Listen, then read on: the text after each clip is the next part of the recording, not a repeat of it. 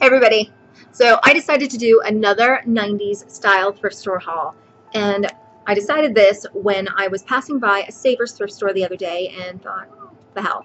So probably good to make these a regular thing because it also helps sort of build a better wardrobe with a lot less money to work with. However, that being said, the Savers is a little pricier than the other thrift store that I go to, but there's a lot less guilt tacked on because a lot of the proceeds from Savers does go to charity, but they're the same size. However, the other one is owned by a bunch of greedy bastards, but their stock is a lot better because they're not picky with what they take in. They have very little overhead, which is basically just their rent and utilities, and all their stock everybody just throws at them because it's basically stuff that they don't want anymore. Whereas Savers, obviously they want to make the most they can for their charity, so what they do is they pick and choose what comes in and what goes out. But I managed to get a really great haul from Savers, which I usually get a few pieces here or there, really hit or miss at Savers, where I always seem to get something at the other one. But this haul I'm so happy with, and I'm really happy to share it. So obviously, as with every haul, you will get to see the items themselves. Sneak peek!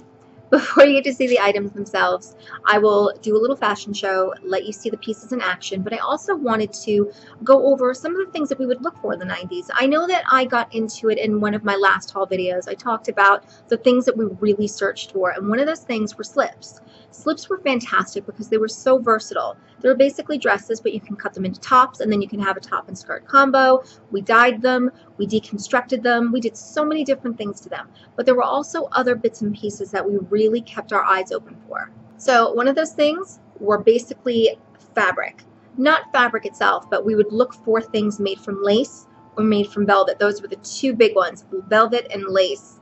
So we would find basically, even if it were an oversized dress, something that's too big for us. Something too big you can work with. We were pretty good with the needle and thread. I had such horrible luck when I was younger with sewing machines. Every time I would get one, something horrible would happen. For example, I had a sewing machine that worked. I couldn't wait to use it. I had it out and ready to use. I went downstairs to get a drink. I came upstairs, and my juvenile delinquent sister, who I think was about 7 or 8 years old at the time, took a wooden big Japanese fan off of my wall. The thing was huge, bigger than she was. Stuck it under the sewing machine, put her foot down on the pedal, snapped the needle. And that was the only needle I had, and I was so pissed off I gave up at that point for at least 10 years until I actually got another sewing machine and tried again, and had a lot better luck.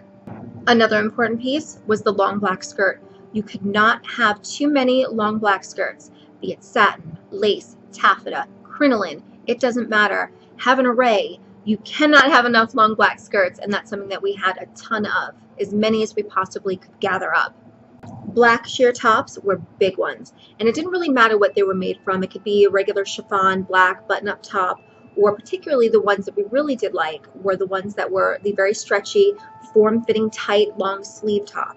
Now, a little bit of an anecdote, a very disturbing anecdote, but I think about it today, and it's something I can't believe that I actually did.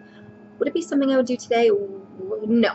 I used to go to clubs, and it was completely normal at the age of 16 to go to a club wearing one of these tight, stretchy, long sleeve see-through tops with absolutely nothing underneath but 2 black X's in electrical tape covering each nipple. Would I do that today? Would I fuck? So on to the haul. I thought I'd show you each piece first and maybe explain them a little bit, but I'm going to do a little fashion show, whether it be in video or maybe just take some snaps. I don't know. It's an adventure. We'll figure it out when we get there. So the first thing I'm going to show you is this asymmetrical lace skirt. So try to get it in there. So you can see it has a bit of layers to it. I'm going to slowly lower it. We have this top. Lace crop top, and it has a racer back. Going crazy when I saw this dress. This is an actual authentic 90s dress. Mini dress and long sleeve, underwire cups for the boobies to hold them in place. I haven't tried it on. Will it hold mine in place? I do not know. We'll find out. A little bit of scuffage going on, but that's absolutely nothing. A little bit of shoe polish will not remedy. The rubber, this part isn't, which worries me because I am not a graceful gal. I will slip and fall on my ass. So I want to see if I can go to a shoemaker or a shoe repair and get the same rubber put over here. Lace entry, zipper entry at the back. And they were 7.5, which is crazy because I have a very common shoe size, 7.5, and I rarely, if ever, find really nice shoes in my size. Even in a regular store, do I ever find any in a 7.5? So this was a killer find. So all of that fun stuff being said, I'm going to get to the fashion show.